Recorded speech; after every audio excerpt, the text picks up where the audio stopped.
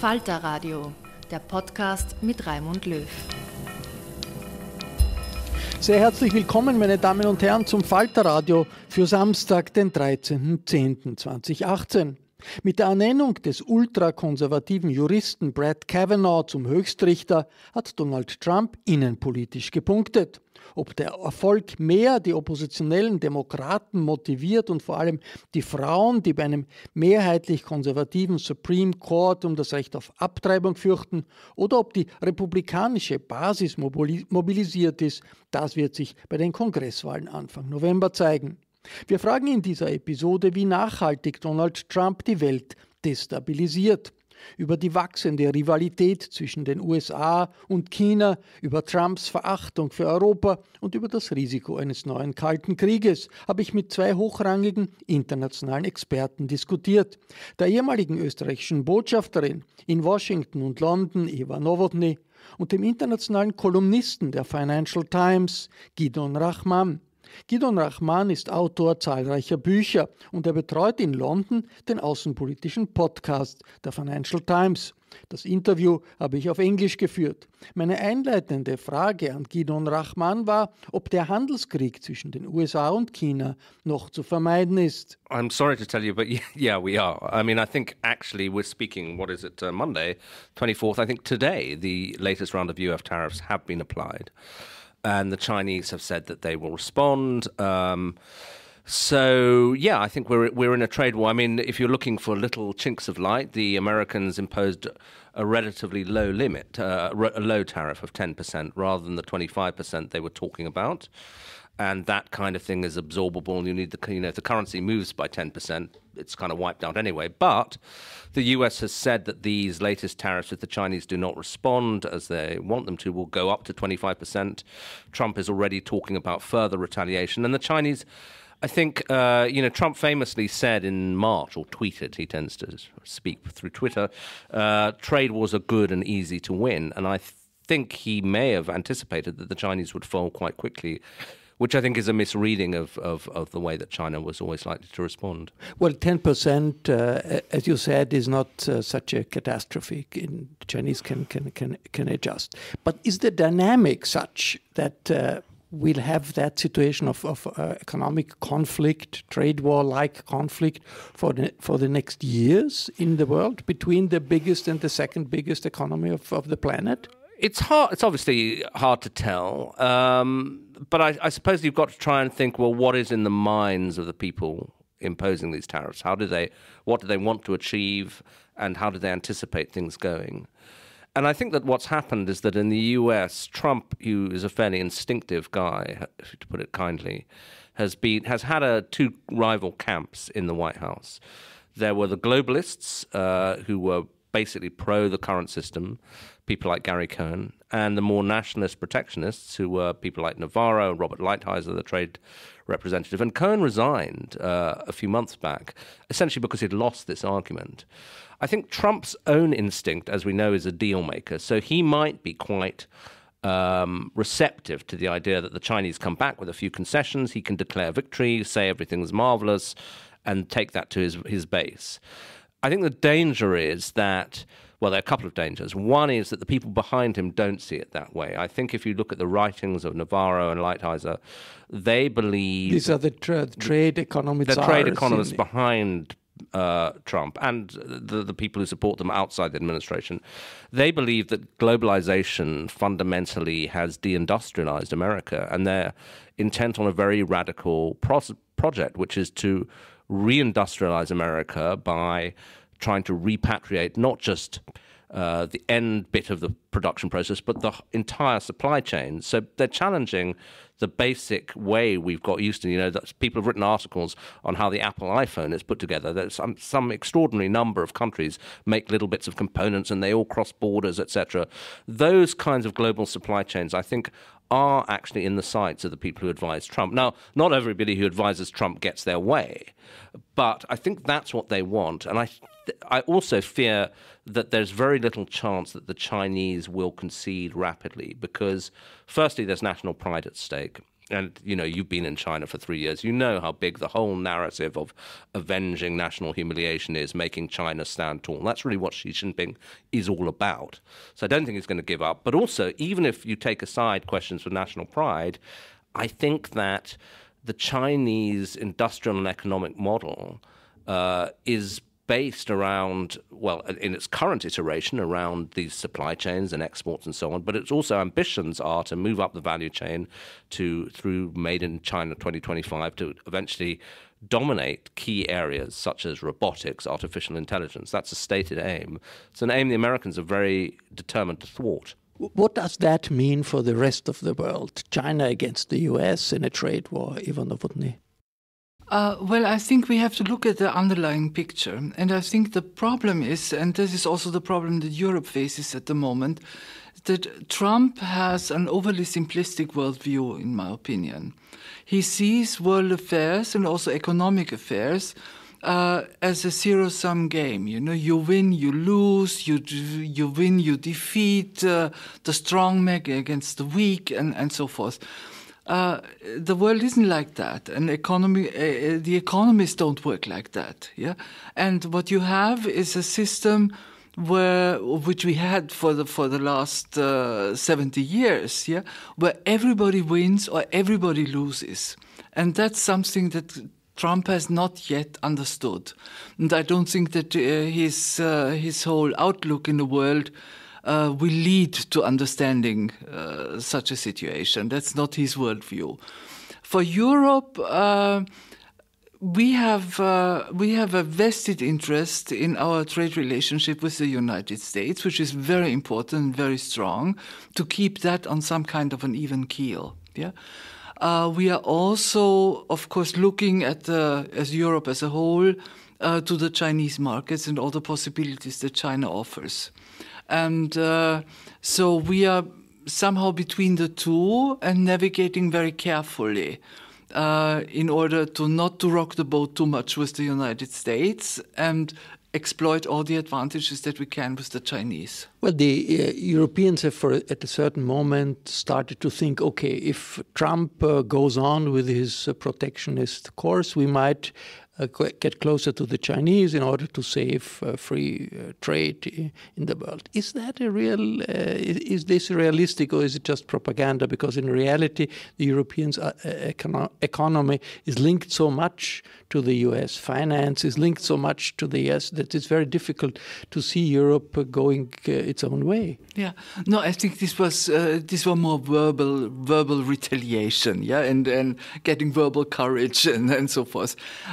We have the economic relationship to the United States is so important for Europe and so strong.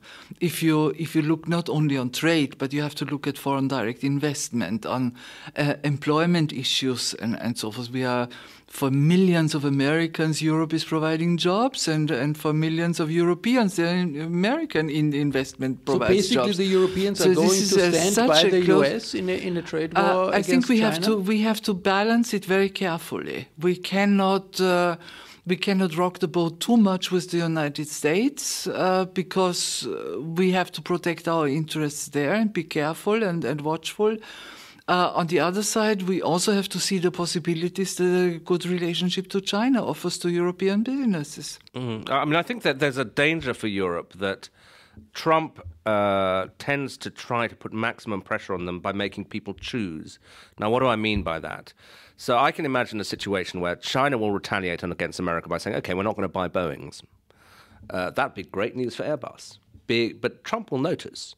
And then he will say, well, if you want to sell to China, I'm just thinking ahead, but the kind of way he would respond is, well, if you're selling, you can't sell in America. That is the kind of logic that they're, for example, using over Iran, where there's very overt bullying. The Americans have pulled out of the Iranian nuclear deal, but they've also said to the Europeans, and even though you don't agree with this, unless you stop trading with Iran, you can't trade with us. So the companies that do it will be prosecuted or banned or whatever. I could see, maybe I'm getting ahead of myself, but Trump's already got a record of doing things where you say, oh, no, you can't do that. That's not the way people behave, and of violating these things, and of him trying much more overtly to say, look, Europe, if you want the continued benefits of a relationship with the United States, and let's not forget the security relationship, you're going to have to come along with us on China. You can't just sort of sit on the side and keep trading.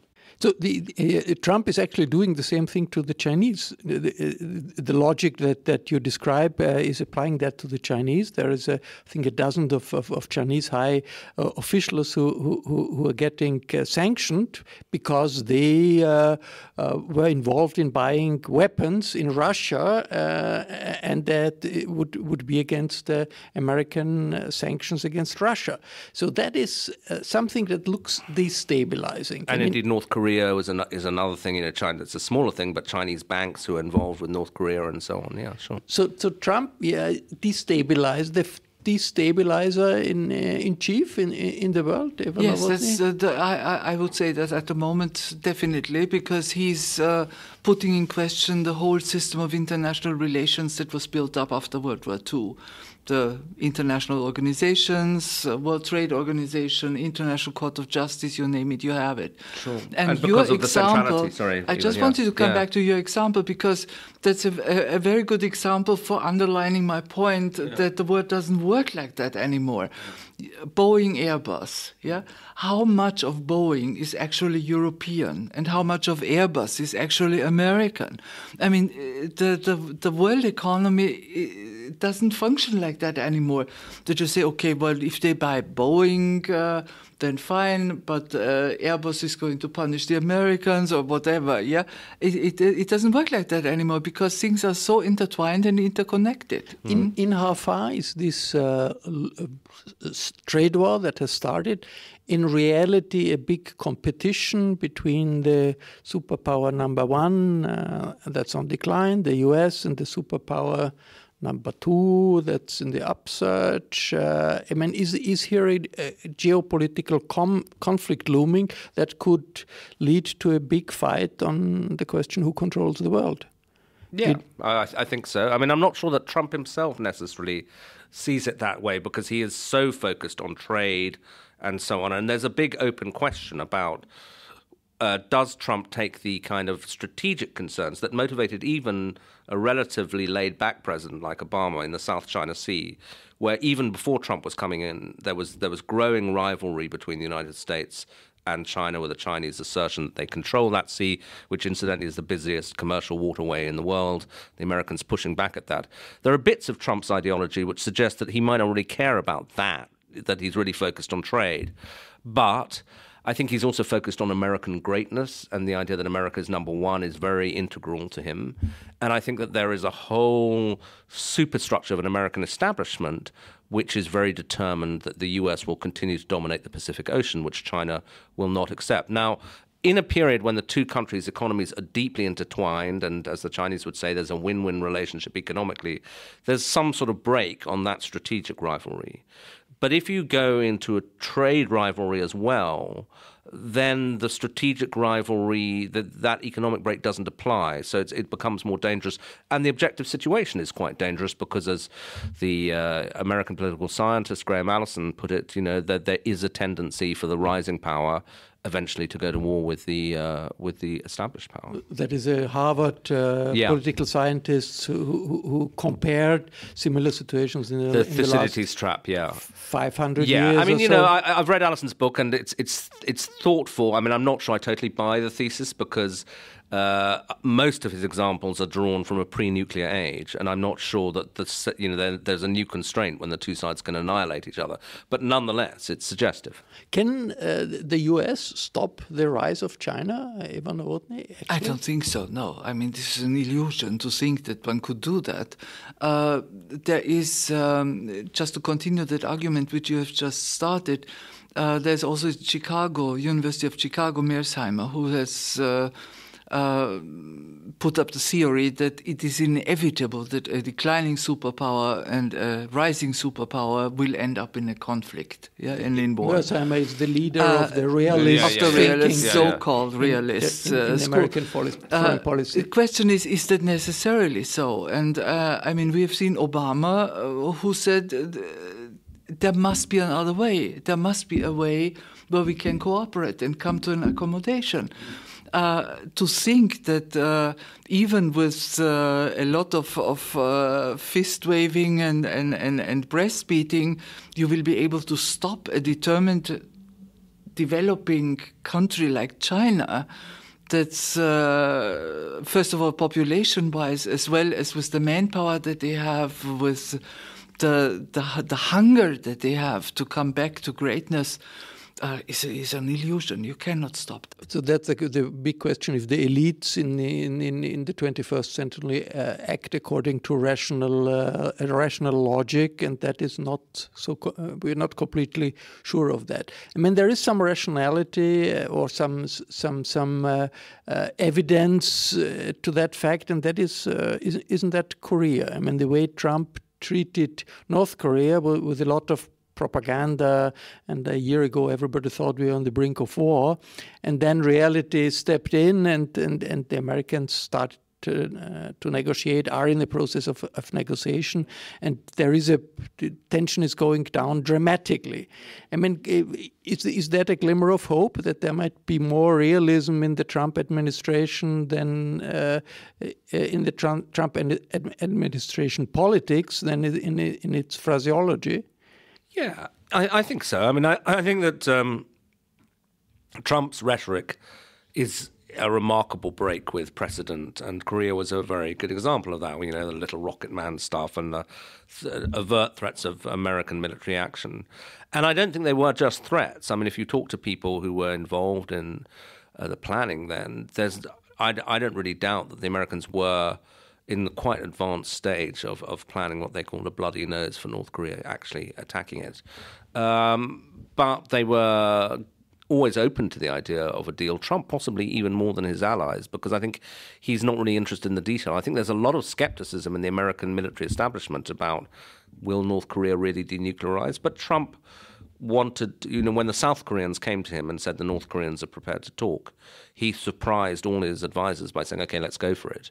So he's a very volatile guy, but I don't think I think he likes the idea of trade wars. I'm not sure there's much evidence he likes the idea of real wars yet. And there is also some examples that he can strike deals. The Mexicans appear to have got him off their back on trade. The Canadians are still struggling. So I think Trump's whole modus operandi is to ratchet up the pressure, be as incredibly aggressive, no matter what the damage that may do to America's image or to future relations, but hope that then drags you towards a better deal.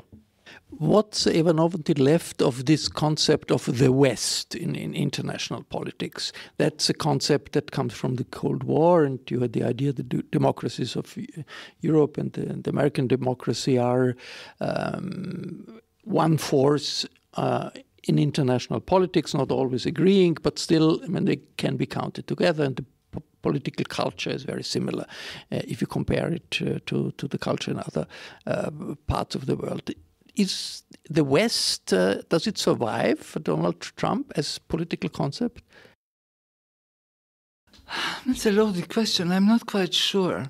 I think as a concept it's still there, probably, because what you said, that you have a communality of values, that you have institutions that are similar, that you have an outlook into the world. But on the other side, we have had such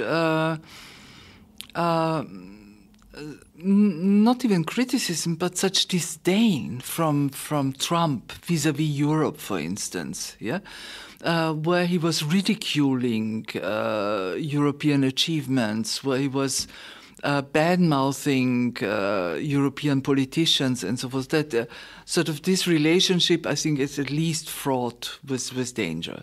Nevertheless, I think, and this will be the litmus test for Europe, whether Europe will be able to overcome its present difficulties and sort of step up what the West, what that term used to be in the Cold War. That is some kind of leadership on an international level, some kind of international governance and global order that it would be in our vested interest to maintain. Yeah.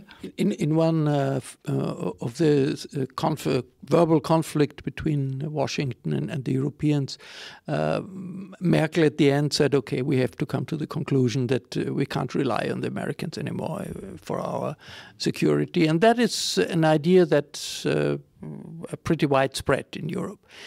But did anything happen as a consequence out of this understanding, okay, we can't rely on the Americans anymore? Well, I think what happened, and this was the first consequence, is that we have realized everybody has agreed that we have to do something. That's already a remarkable progress in European politics, that they have decided that we have a common responsibility. We have to step up our own security arrangements because we cannot rely sort of automatically on the Americans. Concretely, nothing much has happened since, yeah? But that does not mean that it's not going to happen. And I think everybody has realized that something must be done, yeah? And the question is that Europe at the moment has so many problems and so many issues, so many open issues on the agenda, political issues, economic issues, financial issues, that sort of the agenda is a little bit fraught. I mean, one of the big issues the Europeans have to cope with, of course, is Brexit. And I always wondered, what do the British elites think of this international situation? I mean, I guess, there are wonderful think tanks in London, the best in Europe in many aspects. I mean, it hasn't escaped the British elites that the US is not reliable anymore, and that it would make sense to implement also British ideas to be together with the Europeans. What is the logic behind this idea, Brexit? I'm sorry to disappoint you, but no, they haven't really thought about it very hard. Not the people who were in favour of leaving.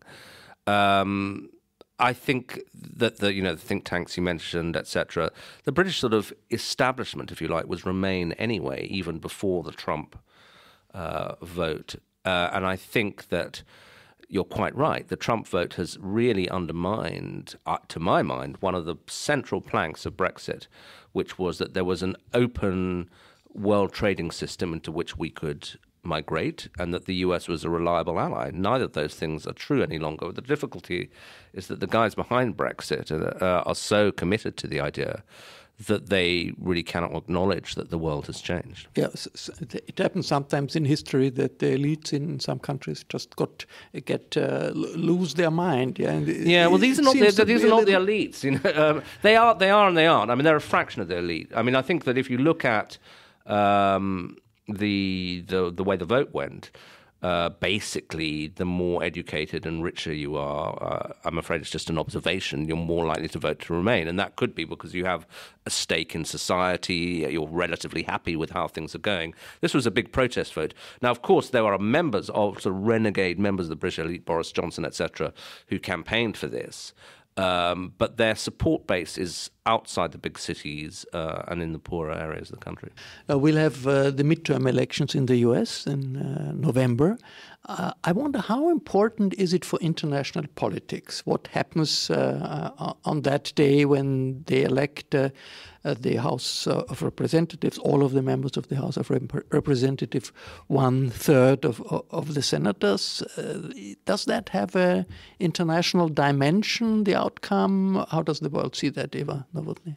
Well, everybody's looking at the election now and following the developments very closely because they expect something to happen. Yeah, if you look back at the history, midterm elections usually went against sort of the presidential elections before. Yeah, so this is not unusual, and I think at the moment there's a very good chance that the House of Representatives will get a democratic majority. Yeah, I would not bet my last money on it, but I think the chance is good that this might happen. With the Senate, it's a little bit more dubious, but possibility is certainly also there. The international dimension, I'm not quite sure, because foreign policy is the presidential domain, and the way we have seen how Trump operates, I mean, he operates spontaneously and with automatic reactions in his tweets, and without sort of a consultative process before, and sort of very emotional. And Congress in its whole, Senate as well as the House of Representatives, is lagging behind, because these are things that happen very quickly and have a reaction, cause reactions.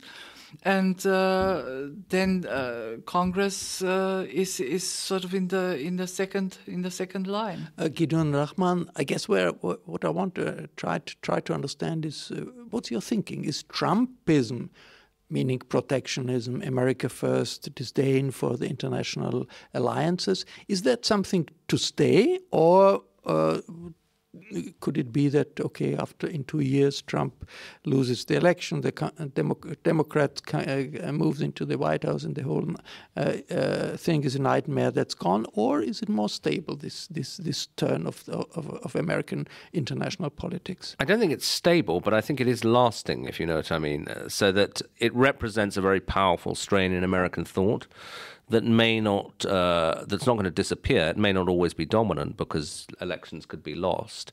But I think what Trump has done is transformed the Republican Party into a protectionist party. And I think one of the things that we should be worried about is that protectionism actually now extends to the Democrats.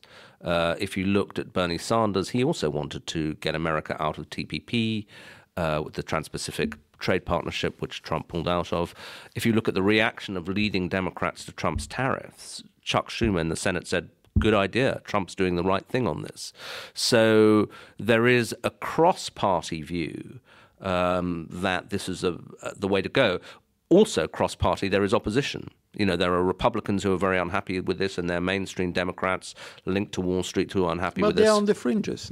We'll see. I think that if Sanders wins, you'll have a form of protectionism, less aggressive, less. But yeah, I don't think the old America of complete commitment to free trade is going to survive. And similarly, the whole questioning of alliances, there oddly is some continuity with the Obama years, where America, after the Iraq War, was much less keen on commitments. Bob Gates, Obama's defense secretary, gave a speech at NATO saying the current situation is unsustainable. If European countries don't spend more on defense, America's going to lose interest. I mean, America is still, as far as soft power is concerned, the superpower, basically the only superpower in the world. Is this trend of nationalism that Trump represents, is it an international phenomenon? Could one say, yes, we find that Trump represents demagogic nationalism. You have that in Asia. You have a nationalist prime minister in India. You have very strong nationalist forces in China. You have the phenomenon of right-wing nationalism in Europe. Is that the main international phenomenon of our time? Trump-like nationalism, Eva Novotny? Well, you have just said. I mean, you have the developments in China, you have in Asia, you have the developments in Europe. You have it. It's a worldwide phenomenon that you have, and I think this is probably a reaction to sort of the globalization of the past decades, and the ongoing process that is there, that people feel insecure, and there are politicians who respond to that feeling of insecurity and anxiety. You have it very strongly in Europe. I mean, you have seen now the Swedish elections. You have it in Hungary. You have it in Poland. You have it in Austria. Nationalism and nationalistic thinking is there. Yeah, I would not have imagined that years after Schengen, we are discussing borders in Europe. Yeah, that we are discussing borders between Austria and Italy, where we have been working for decades. I mean, just to get rid of them and come to a European climate where borders are no longer there. As far as world politics are concerned, Gideon Rachman, where does that lead us? We had a bipolar world in the Cold War. We had the US as the only superpower after the disintegration of the Soviet Union. Okay, now we have nationalism everywhere. Do we get into a multipolar nationalist world, which sounds a rather very dangerous proposition, if that's the case? Yeah, I think that would be a fairly dangerous world. I mean, you're right. In the post-Cold War period, for a while, American power was the sort of constant, and in really every area of the world. Now, in some ways, Trump is a reassertion of that power, but but in a way that alienates allies, and that in some respect doesn't appear that interested in fostering American alliances in the way that the U.S. establishment has done in the past. And you set that against a background of rising nationalism and of a global economic shift towards Asia, towards China, and of Western societies that are increasingly unequal and that haven't really recovered their sort of economic and, if you like, moral equilibrium since the financial crisis. We're heading into a very uncertain period. But because it's uncertain, I'm afraid I can't tell you, well, it's going to be like this in 5 years' time. I think that, but maybe one way of thinking about it is that you're absolutely right to say we should be worried about international conflict. But I think that one of the things that's quite common now is that a lot of the most severe conflicts are within societies, so that America has never been as polarized as I remember it now, both on the right and on the left. Britain the same. We used to pride ourselves on the fact that the country was, people basically got on, you didn't really care whether you were sitting next to somebody from the other political party, but Remain versus Leave is a very deep division in British society. It's an and you look at across Europe, 50% of the French voters, although Macron won in the first round, voted for parties of the extreme right or the extreme left. In Germany, you have the AfD and so on. And these are not just symptoms of how these countries are going to interact with their neighbors. They're also symptoms of kind of social distress internally. Das war der internationale Chefkommentator der Financial Times, Gideon Rachman, in einer Diskussion mit der Außenpolitikexpertin Eva Novotny. Ich verabschiede mich von den Zuhörern, die uns im Freirad Tirol und auf Radio Agora gehört haben.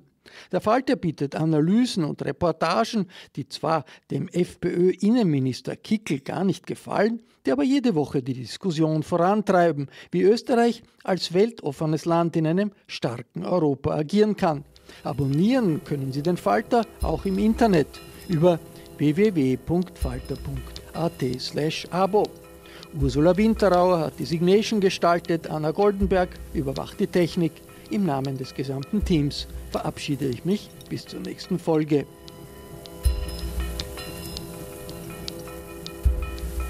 Sie hörten das Falterradio, den Podcast mit Raimund Löw.